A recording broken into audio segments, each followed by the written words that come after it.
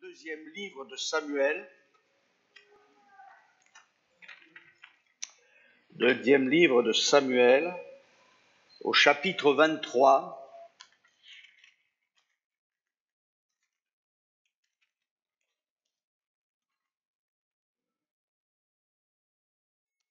Et à partir du verset 1er. Voilà, 2 Samuel, chapitre 23, et verset 1er. Ce sont les dernières paroles de David. Alors vous savez que les dernières paroles d'une personne sont importantes, souvent. C'est aussi, en tout cas dans l'Écriture, c'est comme un testament. Alors bien sûr, là c'est David.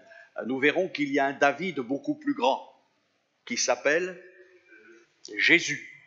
C'est lui, le vrai David.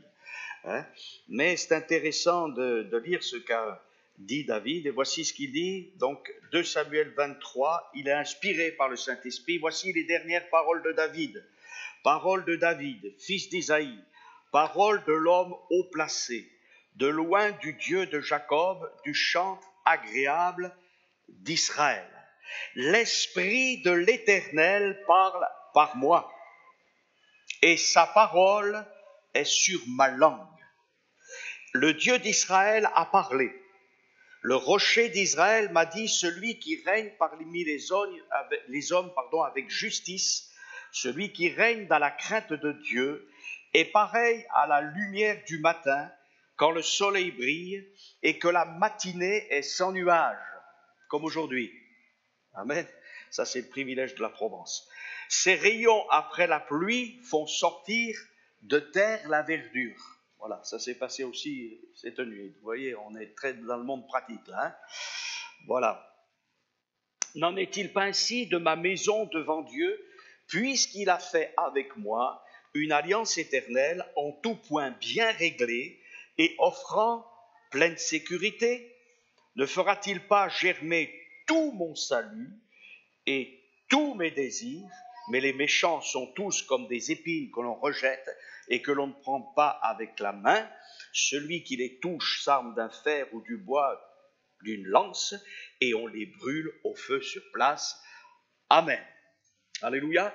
Voilà les paroles de David, ce sont des paroles prophétiques. Voilà, la prophétie dans la parole de Dieu, c'est très important, et nous aimons lorsque l'Esprit de Dieu agit dans les réunions. Une réunion, ce n'est pas simplement des hommes, des femmes qui viennent dire quelque chose à Jésus. Oui, c'est important, le prier, le louer, mais c'est des hommes, des femmes qui viennent dans la présence de Dieu, dans la présence du Saint-Esprit, et qui apportent leur louange, leur prière, qui apportent le témoignage, qui apportent aussi la parole de Dieu, mais qui, normalement, laissent le Saint-Esprit agir comme il veut. Ça, c'est peut-être ce qui est le plus difficile pour nous, parce que nous aimons toujours bien être au contrôle. Non? On aime tout contrôler. J'ai entendu des gens, je fais une petite parenthèse, qui disaient, toi tu gères les chants, toi tu gères, et on finit par plus rien gérer. Non, on doit se laisser gérer par le Saint-Esprit. Et le Saint-Esprit ne fera pas des folies. Il y a des gens qui pensent que dès qu'on a animé du Saint-Esprit, c'est des extravagances, c'est des folies, c'est des choses en dehors des normes de la sagesse et du bon sens. Non, c'est tout le contraire. Lorsque le Saint-Esprit agit, il peut souvent et parfois nous étonner, mais il y aura toujours de bons fruits. Un fruit paisible, de justice, des délivrances, des guérisons. Et tout ce programme divin de la chute de l'empire de Satan, alléluia, se fait par la venue du royaume de Dieu. Alléluia. Ce que Dieu veut, c'est établir son règne. Ce règne que l'homme a dédaigné, que l'homme a rejeté. Dès le jardin d'Éden, il y a la rébellion, il y a la révolte de l'homme. Et on sait où ça l'a entraîné dans des souffrances terribles et aussi la perdition éternelle. Si Christ n'était pas venu ici-bas, si Jésus n'était pas venu ici-bas, nous serions tous irrémédiablement perdus. Aucun acte méritoire, aucune sagesse humaine, aucun pouvoir humain, aucune organisation n'aurait pu nous sauver. Amen. Mais s'il y a l'empire du diable, il s'est déjà fissuré et écroulé. Alléluia. Parce que la Bible nous dit qu'à la croix du Calvaire, Jésus a dit, tout est accompli. Ça veut dire que du point de vue légal, alléluia, tout est accompli. Mais maintenant, nous allons voir au fur et à mesure le royaume de Dieu en marche. Alléluia. À cause d'une alliance éternelle. Amen. Et il y a dans les Écritures beaucoup d'alliances. On aura l'occasion peut-être un jour de parler en détail de ces alliances.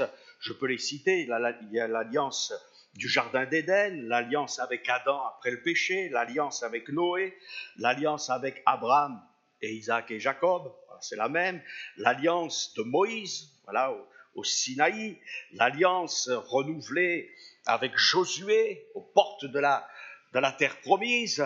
Et puis, il y a une 7e alliance, qui est la promesse de la 8e. Hein? Et cette alliance, c'est cette alliance que nous avons vue avec David ici. Vous savez que Dieu dira à David qu'il établira toujours quelqu'un sur son trône, mais que viendra quelqu'un d'exceptionnel. Et c'est au travers de la postérité de David, amen, qu'est né notre Sauveur et Seigneur Jésus-Christ. Amen.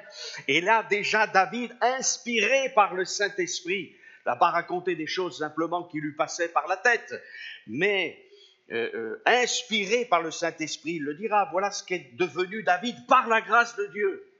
Il dira parole de l'homme haut placé. Dieu l'a pris parmi les brebis et l'a placé comme chef de son peuple, comme roi de son peuple. Alors nous savons que David a fait des erreurs, certes. Voilà, une erreur qu'il n'a pas faite, c'est l'idolâtrie. Il a toujours considéré que Dieu était au-dessus de tout, Dieu béni éternellement. Et David dira, voilà, je suis loin du Dieu de Jacob. Il a été loin. Alléluia. Et nous aussi, nous avons été mis à part, mes frères et sœurs, et loin. Et nous devons rechercher toujours l'onction. Et il dira aussi quelque chose du chantre agréable d'Israël. Amen. Que nos paroles lui soient agréables, même si elles sont bien limitées, tout cela, on le sait. Mais vous savez, l'Esprit Saint fait des choses remarquables. Amen. Sans l'Esprit Saint, nous ne sommes rien. Sans Jésus, nous ne sommes rien. Sans l'amour du Père, nous ne sommes rien. Mais nous avons l'amour du Père, le salut en Jésus-Christ et la consolation et la puissance du Saint-Esprit. C'est quand même pas mal, hein? C'est même plus que pas mal, c'est très, très, très, très bien. Voilà. Hein? Alors, si Dieu a béni David, il veut aussi bénir son Église, et il dira, l'Esprit de l'Éternel part par moi, et sa parole est sur ma langue. Ça, c'est ce que nous devons rechercher. Amen. En tant que témoins. Voilà. Il y a des gens qui pensent qu'on peut devenir des prophètes par des écoles prophétiques aujourd'hui. Arrêtons de prendre le Seigneur pour ce qu'il n'est pas. Ce n'est pas un homme, un pasteur, un suprapasteur, je ne sais pas trop quoi, qui va faire de vous un prophète. Mais d'ailleurs, Dieu ne dit pas qu'il va faire toute une série de prophètes, mais il a dit, vous recevrez une puissance, le Saint-Esprit survenant sur vous, et vous serez mes témoins. Alléluia. Et quand on se tient devant Dieu, quand on est en communion avec Dieu, dans la prière, avec la parole de Dieu, en cherchant Dieu de tout notre cœur, alors Dieu nous fait l'immense privilège et la grâce de nous remplir du Saint-Esprit, alléluia, pour que des hommes, des femmes, recevant simplement notre témoignage ou notre prédication, qui sont bien imparfaits, certes, mais le Saint-Esprit va agir au travers de tout cela et va convaincre les cœurs. Et c'est pour cela que tout cela n'est pas pour notre propre gloire, mais pour la gloire de celui qui nous a rachetés. Sa parole est sur ma langue. Alléluia. Quelle est la parole que nous avons sur la langue? Est-ce que ce sont des paroles de tristesse, de découragement, ou peut-être de critique, d'amertume, ou est-ce que ce sont des paroles de grâce, des paroles de louange, d'adoration, des paroles de victoire? Et nous sommes souvent soumis à la faiblesse et dans le tourment et dans les paroles de l'adversaire qui sont sans cesse répétées dans notre société, nous sommes souvent déstabilisés. C'est pour ça qu'il est nécessaire de revenir aux Écritures et de les lire et de les relire pour contrebalancer les paroles des hommes et les paroles de l'adversaire. Il n'y a pas d'onction dans la parole des hommes, il n'y a pas d'onction dans la parole de la société. Par contre, la parole de Dieu, l'authentique parole de Dieu, eh bien, elle est proclamée par le Saint-Esprit. Et David dira, le Dieu d'Israël a parlé, le rocher d'Israël m'a dit, celui qui règne parmi les hommes avec justice, celui qui règne dans la crainte de Dieu, et pareil à la lumière du matin, on l'a lu. Et il dira au verset 5, et nous en venons là, n'en est-il pas ainsi de ma maison devant Dieu, puisqu'il a fait avec moi une alliance éternelle en tout point bien réglée et offrant pleine sécurité. Alléluia! Eh oui, c'est extraordinaire, ça. Ne fera-t-il pas germer tout mon salut et tous mes désirs? Voilà, il fait un point d'interrogation, mais il en est certain. C'est simplement pour que nous puissions aussi nous interroger. Et il est vrai que ce salut, cette alliance éternelle, elle a germé. Et nous savons qui est le germe. Le germe de l'éternel, c'est Jésus. Il s'est élevé comme une faible plante, comme un rejeton qui sort d'une terre desséchée. Et ce rejeton, alléluia, il est devenu un arbre vert extraordinaire. C'est notre arbre de la vie. Amen. Et nous avons la vie en lui. Alors, David dit, voilà, il a fait avec ma maison devant Dieu, il a fait avec moi, pour moi, avec moi, une alliance éternelle, en tout point bien réglée et offrant pleine sécurité. Alors vous allez dire, oui, mais alors, attendez, David, c'est bien gentil, David, tu nous dis ça, avec moi, avec ma maison, tu as fait une alliance, pardon, éternelle. Et nous alors? Et nous? Est-ce que nous serions mis de côté? Non, je vous rassure, hein. On va lire toutes les Écritures, on s'aperçoit que cette alliance éternelle, on va le découvrir, eh bien c'est une alliance qui est pour tous ceux qui le désirent. Et cette alliance éternelle, eh bien elle est bien réglée. Et elle est pleine de sécurité. Vous savez qu'aujourd'hui, la sécurité, c'est quelque chose de très important, hein. Partout la sécurité, des alarmes, ceci, des vidéos pour savoir s'il n'y a pas un problème, vous voyez. Et les gens sont toujours dans la crainte de se faire spolier, de se faire attaquer, etc. On est dans un monde où on veut tout savoir sur tout le monde et il y a eu pas mal d'affaires ces derniers temps. Vous voyez, mais la vraie sécurité, elle est en Christ. La paix, elle est en Christ. Parce que le croyant, il est à Christ, à la mort et à la vie. Il sait que cette vie ici-bas, de toute manière, elle passera, mais qu'un jour, il sera avec le Seigneur pour l'éternité. D'ailleurs, c'est une alliance éternelle et on va y venir. Amen, une alliance éternelle. Alors cette alliance éternelle, bien évidemment, et nous le verrons, je pense, dimanche prochain, parce que ce thème est important et il est comment dirais-je, consistant, c'est aussi, bien sûr, la nouvelle alliance. Amen, c'est la même alliance. Alors une alliance, les alliances, non pas simplement la bague, hein, mais l'alliance, on n'aime plus les alliances aujourd'hui. On est dans un monde qui n'aime pas les alliances. Voilà. Et qui n'aime pas les serments non plus. Un serment, c'est un contrat en général entre deux personnes ou deux groupes de personnes pour souvent se respecter les uns les autres, pour régler des affaires, etc. Et les serments, on n'aime pas trop non plus. Hein. On n'aime pas trop ce qui est clair aujourd'hui. On aime bien ce qui est en nous. Hein. Plus c'est trouble, plus il semblerait que ça satisfait la société. Mais dans le trouble, eh bien, on devient aveugle, et puis on prend toutes les maladies, et on récupère toutes les souffrances. Voilà. Mais notre Dieu n'est pas un Dieu de ténèbres, c'est un Dieu de lumière, un Dieu de clarté. Et vous savez que dans l'Écriture, il y a des serments. Le serment, c'est important. Mais l'alliance, c'est encore au-dessus du serment. L'alliance, c'est entre deux personnes, ou entre une personne et un groupe de personnes, ou entre deux groupes de personnes. Et une alliance, c'est quelque chose de très important qui va durer dans le temps. Voilà. C'est quelque chose qui est compris et qui est accepté par les deux par les deux groupes ou par les deux individus. Bref, et c'est une alliance, ça doit durer dans le temps.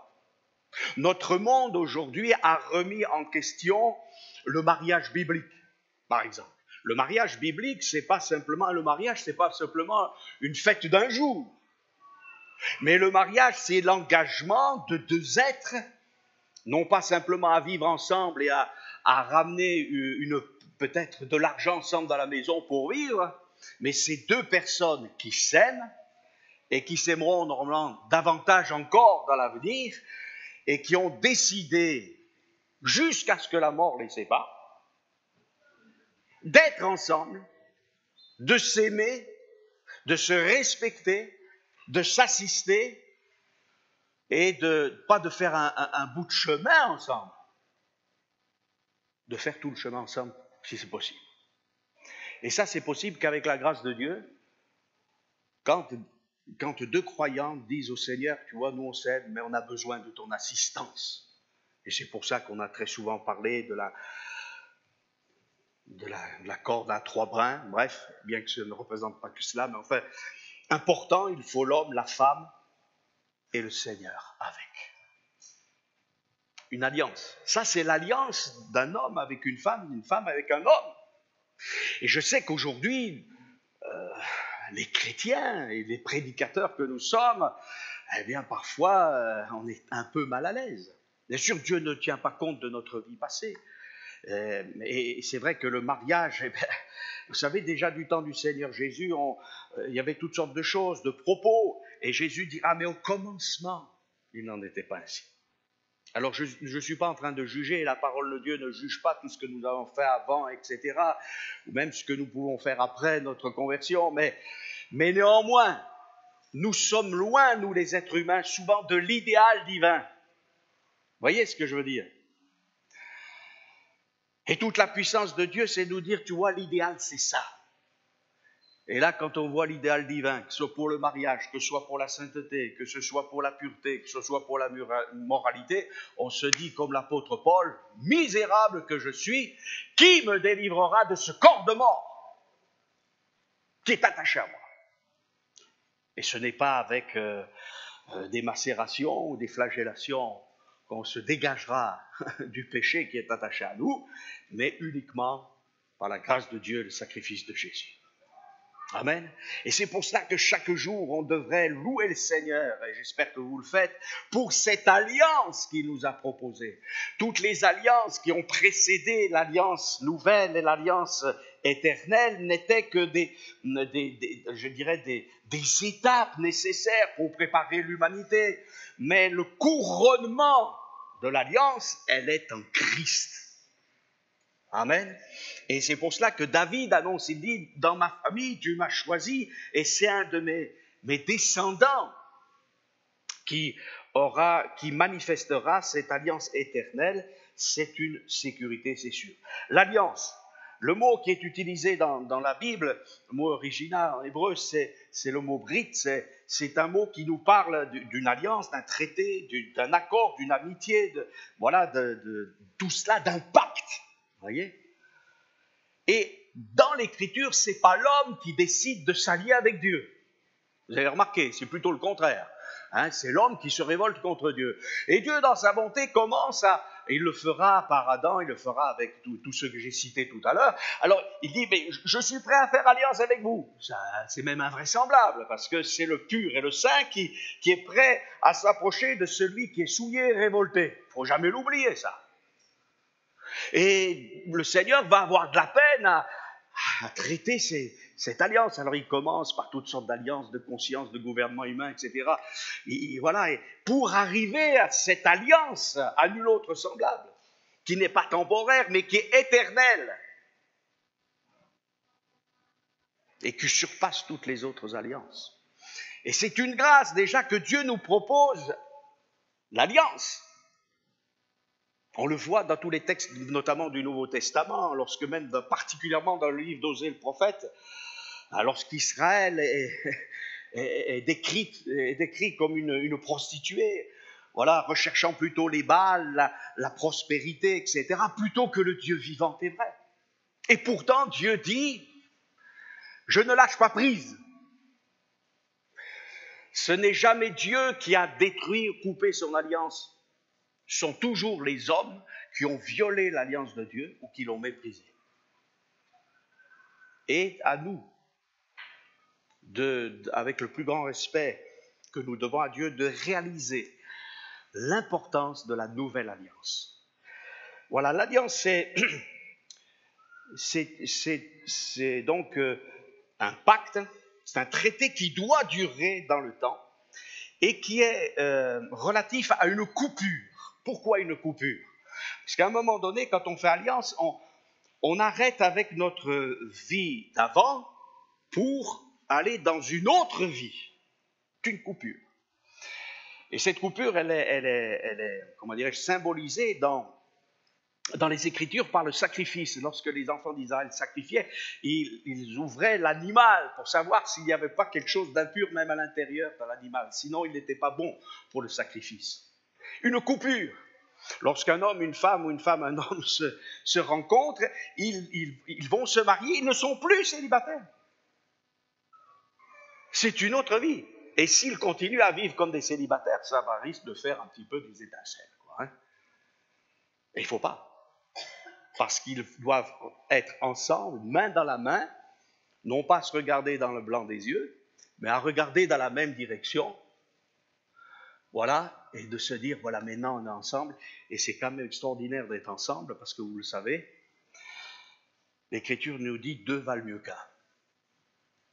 Et quand nous, on est avec le Seigneur, on n'est pas des brebis solitaires destinées à la mort, mais on est avec le bon berger. Alléluia, c'est important. Le mot aussi qui parle de l'alliance, c'est un mot qui signifie aussi, qui est relatif à la nourriture. Dieu n'est pas un Dieu d'alliance pour nous dire, voilà, il n'y a pas de problème, on fait alliance, c'est très légal, vous savez. Voilà, maintenant je suis avec toi, je pardonne tes péchés, je te délivre de la maladie, je te donne ma paix, mais non, Dieu est aussi un Dieu qui nous nourrit. Amen. Le bon berger donne sa vie pour ses brebis. Il a fait alliance avec nous, c'est une alliance éternelle. Amen. Ça, c'est important. Et ce mot, d'ailleurs, qui parle de nourriture, parle aussi de création. Et ce mot de création, il est uniquement attaché à la personne du Seigneur. Nous, on peut créer, en fait, on ne crée jamais à partir de rien, nous, les êtres humains. On crée à partir de quelque chose. Mais Dieu a été capable de créer à partir de rien.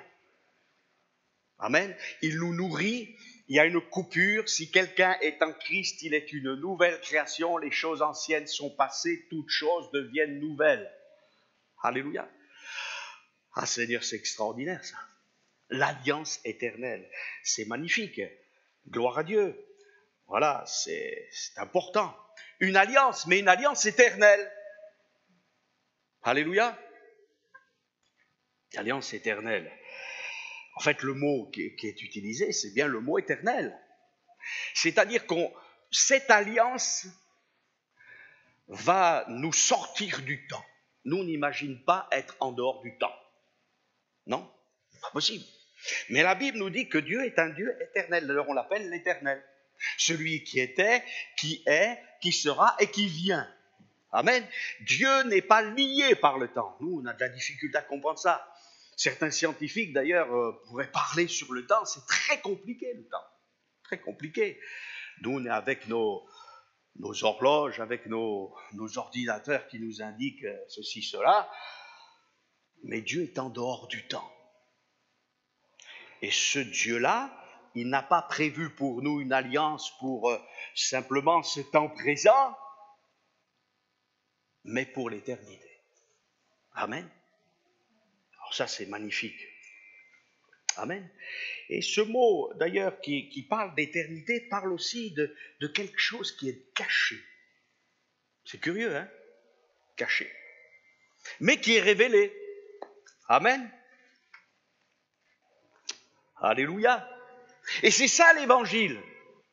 C'est quelque chose que Dieu a, en quelque sorte, annoncé mais caché jusqu'au temps de la révélation complète de Jésus-Christ. Et mes frères et sœurs, lorsqu'il apparaîtra, alors même nous comprendrons encore complètement son plan de salut. Ici-bas, nous l'avons déjà dans une certaine révélation, mais nous connaîtrons, comme dit Paul, comment nous avons été connus. Alléluia. Mais il y a un texte très intéressant, c'est que cette alliance éternelle, cette alliance qui ne finit pas, c'est quelque chose qui va se révéler, qui a été caché un petit peu comme justement ce rejeton qui sort d'une terre desséchée. On ne l'avait pas vu, il était caché, mais il apparaît. Alléluia. Gloire à Dieu. Que le Seigneur puisse apparaître de plus en plus dans nos vies. Qu'il ne reste pas caché. Paul le dira, que la grâce de notre Seigneur Jésus-Christ soit avec vous tous, pas avec quelques-uns, pas avec des spécialistes simplement, pas de spécialistes dans l'Église. Il y a des gens qui ont des fonctions différentes, certes, mais on est tous avec la même grâce. À celui qui peut vous affermir selon mon évangile et la prédication de Jésus-Christ, conformément à la révélation du mystère caché pendant des siècles.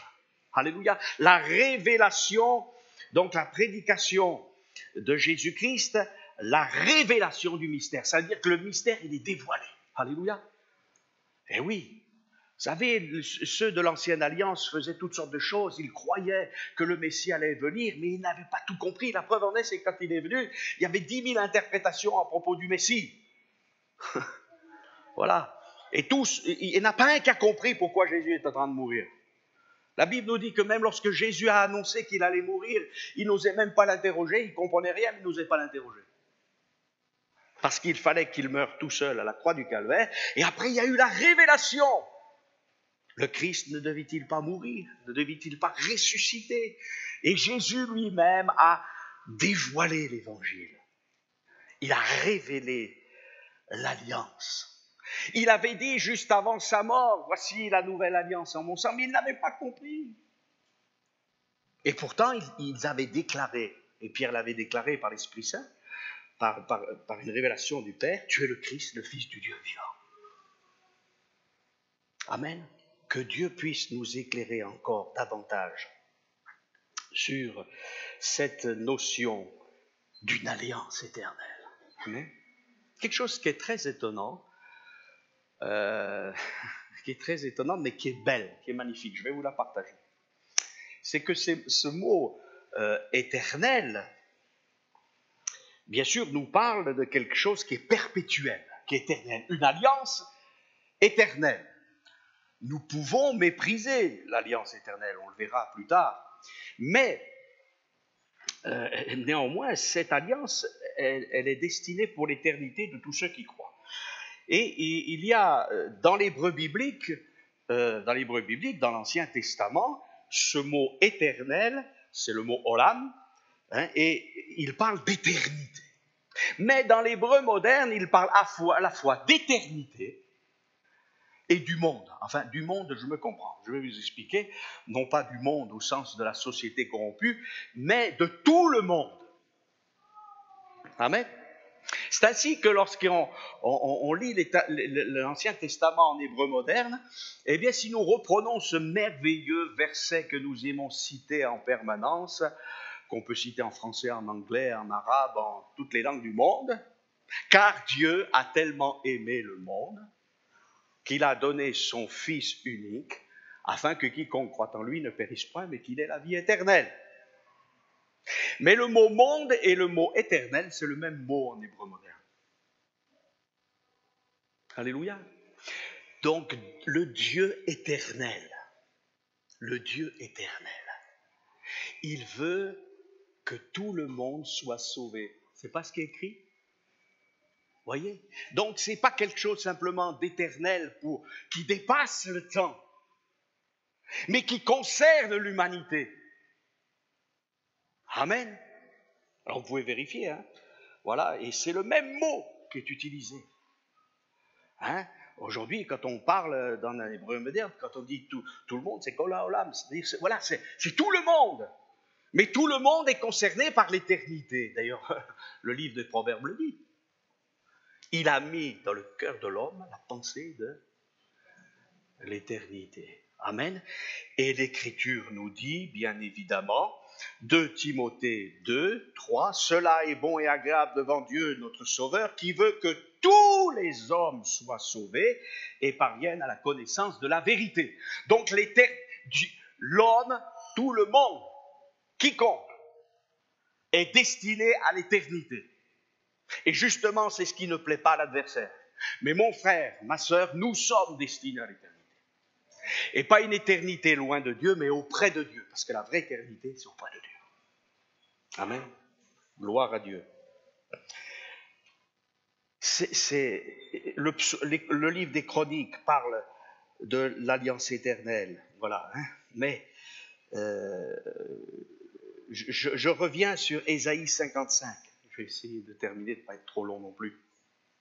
Ésaïe 55, merveilleux texte messianique, annonçant des choses glorieuses. Il nous est dit ceci au verset Ésaïe 55, je vous lis tout. « Vous tous qui avez soif, venez aux eaux. » Alléluia. Hein, ça rappelle Jésus qui dit « Celui qui vient à moi, des fleuves d'eau vive jailliront de son sein. » Même celui qui n'a pas d'argent, venez acheter, mangez, venez acheter du vin et du lait, sans argent, sans rien payer. Pourquoi pesez-vous de l'argent pour ce qui ne nourrit pas? Pourquoi travaillez-vous pour ce qui ne rassasie pas? C'est très moderne, hein, ça, comme pensée. Hein. Écoutez-moi donc et vous mangerez ce qui est bon. C'est plus que du bio. C'est bien meilleur que ça. Et votre âme se délectera de mets succulents. Vous voyez, il y a des gens qui tapent en permanence sur Internet pour savoir, pour chercher des mets succulents, mais des fois, il y a du poison. Alors, ouvrez la Bible, et là, vous aurez des mets succulents. Je ne veux pas dire que sur Internet, tout est mauvais, c'est faux, mais il faut faire attention. Alors, parfois, on va auprès d'une restauration douteuse, alors qu'on a un festin dans ce livre. Vous voyez, donc il faut être sage. Hein, Et Dieu, vraiment, je crois, parle à tous les croyants par le Saint-Esprit, par ce livre merveilleux qu'est la Bible. Alors ne nous privons pas de la lire, de la relire. Et le prophète dira, prêtez l'oreille, venez à moi, écoutez, votre âme vivra. Alléluia, vivra. Je traiterai avec vous une alliance éternelle pour rendre durables mes faveurs envers David. Il rappelle. Amen. Ésaïe a vécu bien après David. Alléluia. Donc c'est ça qui est important. Et nous savons que Jésus lui-même reprendra dans la synagogue de Nazareth, l'Esprit du Seigneur, l'Éternel est sur moi, car il m'a oint pour porter de bonnes nouvelles aux malheureux. Il m'a envoyé pour guérir ceux qui ont le cœur brisé, pour proclamer aux captifs la liberté, aux prisonniers la délivrance, pour publier une année de grâce de l'Éternel. Alléluia. Voilà. Et il nous est dit donc dans Ésaïe 61 verset 8, voilà, je traiterai avec eux une alliance éternelle. Alléluia. Alors cette alliance, elle revient, et particulièrement après l'exil de Babylone, eh bien l'Écriture nous parle de cette alliance éternelle. Alors ne l'oublions pas, cette alliance éternelle. Hein. Voilà. Et puis, on va lire, si vous le voulez bien, dans Ézéchiel 37. Hein. Ézéchiel 37. Voilà, Ézéchiel 37. Voici ce qui est écrit. Mon serviteur David sera leur roi, et ils auront tous un seul pasteur. Ils suivront mes ordonnances, ils observeront mes lois et les mettront en pratique. Ils habiteront le pays que j'ai donné à mon serviteur Jacob, et qu'ont habité vos pères. Ils habiteront eux, leurs enfants, les enfants de leurs enfants, à perpétuité. Mon serviteur David sera leur prince pour toujours. Je traiterai avec eux une alliance de paix. Il y aura une alliance éternelle, je les établirai, je les multiplierai, je placerai mon sanctuaire au milieu d'eux pour toujours. Ma demeure sera parmi eux, je serai leur Dieu, ils seront mon peuple. Et les nations sauront que je suis l'Éternel qui sanctifie Israël, lorsque mon sanctuaire sera pour toujours au milieu d'eux. Amen. Alléluia. Alors, ce qui est important de se dire, c'est que Ézéchiel a vécu bien après David. David est mort. Et pourtant, il dit, mon serviteur David sera le roi. Ah bon, alors on va ressusciter David, et ce brave David qu'on aime beaucoup, hein, il va régner sur... Non, c'est pas ça, hein. C'est pas ça, hein. Pourquoi c'est pas ça? Parce que aucun homme, aucune femme ne peut avoir l'autorité sur le monde si ce n'est celui qui est le saint par excellence. D'accord? Or, lorsque Pierre va commencer à prêcher le jour de la Pentecôte, il dira que David a dit des choses, mais qui ne concernent pas sa personne, mais qui concernent le Messie. Le vrai David, le grand David, le roi parfait, c'est Jésus-Christ. D'ailleurs, celui-ci est mon fils bien-aimé, on pourrait dire celui-ci est mon fils David. C'est la même signification. Voyez, donc le grand David, il vient, il est venu, mais il revient en gloire maintenant. Alléluia! Eh oui, c'est le bien-aimé. Et il nous est dit, ils auront tous un seul pasteur. Pierre, lorsqu'il va annoncer l'évangile, il va dire que David a dit, tu ne permettras pas que ton saint, S-A-I-N-T, voie la corruption. Or, David a vu la corruption. Il le dit, Pierre. Mais il ne parlait pas de lui-même, David, mais il parlait du David à venir. Il parlait du Messie. Il parlait du Christ. Alléluia. Ça, c'est important de le noter. Voilà. Alors, il vient bientôt. Il rétablira toutes choses. Et tout ce qui semble inaccompli, tout ce qui semble peut-être même que l'on ne comprend pas, vous savez, il y a encore beaucoup de choses dans les Écritures pour les définir exactement, mais la parole de Dieu, elle s'accomplit, et notamment dans les prophéties qui doivent arriver encore s'affirmer. C'est pas toujours facile de dire, il va se passer ceci, cela, à tel moment, mais ce que nous savons, c'est que Christ est mort et qu'il revient, et qu'il faut être prêt pour cet avènement. Et ça, c'est une certitude. Alors ça ne veut pas dire pour cela qu'il ne faut pas étudier les prophéties et se réjouir de ce que Dieu est en train de faire. Parce que je crois que nous sommes aussi dans une période où les choses sont tellement difficiles qu'on finirait par oublier que Dieu est le Dieu de la victoire. Mais c'est lui qui a triomphé. Alors ne nous laissons pas impressionner par celui qui rugit, mais qui ne peut atteindre ceux qui se réfugient en l'Éternel. Alors, comment dirais-je, Ézéchiel dit ceci au chapitre 37, qui est tellement important, « Je traiterai avec eux une alliance de paix. Il y aura une alliance éternelle. Je les établirai, je les multiplierai. » Et cette alliance éternelle, c'est aussi une alliance de paix. Forcément. Vous imaginez une alliance éternelle qui soit une alliance de trouble? Ce ne serait pas une bonne alliance. Mais tout ce que Dieu fait du point de vue éternel est parfait. Il rétablit toutes choses. Il prend le pécheur et en fait un saint. Il prend le révolté, il en fait un serviteur. Il fait d'un fils de l'adversaire un de ses enfants. Alléluia. C'est ça le miracle de Dieu. Et c'est pour ça que les sujets de joie et de louange, ils sont là devant nous. C'est évident. Nous remercions le Seigneur et il faut le faire pour le pain, pour le vêtement. Nous n'oublions pas ça, parce que parfois on trouve que tout ça c'est normal. Non, mais tout ça c'est temporaire. Et pourtant c'est déjà des grandes bénédictions. Mais la grande bénédiction, c'est qu'un jour on sera tous auprès du Seigneur. Amen. Avec une place magnifique. Même la plus belle villa, la plus belle maison, la plus belle propriété dont vous avez rêvé, c'est de la pacotille à propos de par rapport à ce que Dieu nous prévoit là-haut. Et ça ne sera pas pour quelques années. Les gens, ils travaillent parfois, et on travaille tous, et on se dit, on pense qu'on va, des fois, on pense qu'on va vivre encore 300-400 ans. Hein. Mais Jésus nous prépare une place. Un frère me disait un jour avec humour, ah ben, je ne suis pas encore parti, il avait été malade, je ne suis pas encore parti parce que je pense que le Seigneur, il n'a pas encore fini l'aménagement de ma maison. Hein. Voilà. Hein, Mais voilà, il était dans la joie parce qu'il savait que, quoi qu'il arrive, le Seigneur était avec lui. Alors, une alliance de paix. Et cette alliance de paix, cette alliance éternelle, elle a coûté très cher au Seigneur Jésus. Parce qu'il est mort à la croix. Et il a pris nos péchés. N'oublions jamais Gethsémane. N'oublions jamais l'abaissement de l'incarnation. N'oublions jamais les souffrances, toutes les souffrances de Jésus à la croix. Et la Bible nous dit ceci dans Colossiens chapitre 1er verset 20, il a voulu par lui réconcilier tout avec lui-même. Vous voyez, on retrouve cette universalité, ce que je disais tout à l'heure. Avec lui-même, tant ce qui est sur la terre que ce qui est dans les cieux, en faisant la paix par lui, par le sang de la croix. La paix que nous connaissons, nous, dans notre cœur, elle a coûté très cher au Fils de Dieu. Et c'est vraiment là une marque de son amour. Alors que nous étions encore dans la rébellion, dans la souillure, dans la révolte, dans l'ignominie, dans l'ignorance totale, il est mort, Christ est mort pour nos péchés.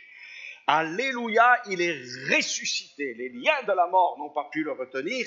Et c'est cet évangile que nous voulons prêcher. Christ est mort, il est ressuscité. Il revient bientôt. Oui, nous prêchons Christ et Christ crucifié.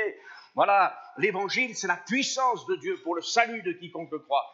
Et lorsque tout homme, toute femme, ou tout individu se prosterne devant Dieu en disant « Seigneur, je suis un pécheur, une pécheresse, je ne suis pas digne de ton amour, je ne suis pas digne de ta grâce, mais je veux que tu me changes, que tu me pardonnes, que tu me purifies, je veux un changement de vie. » Alors à ce moment-là, eh bien, il y a quelque chose qui se passe. Le Saint-Esprit nous convainquant de péché, mais nous convainquant aussi de l'amour de Dieu, nous amenons à la conviction que, eh bien, Dieu a tout accompli et nous devenons enfants de Dieu. Et nous passons de la folie de cette société, de son désespoir, à une alliance de paix éternelle. Amen. Il y a un seul texte du Nouveau Testament, c'est assez curieux, parce qu'il y a un seul texte de l'Ancien Testament, on le verra, qui parle de la nouvelle alliance, et il y a un seul texte du Nouveau Testament qui parle d'une alliance éternelle. Mais comme on a toute la parole de Dieu, voilà, ça forme un tout magnifique. Je termine par là.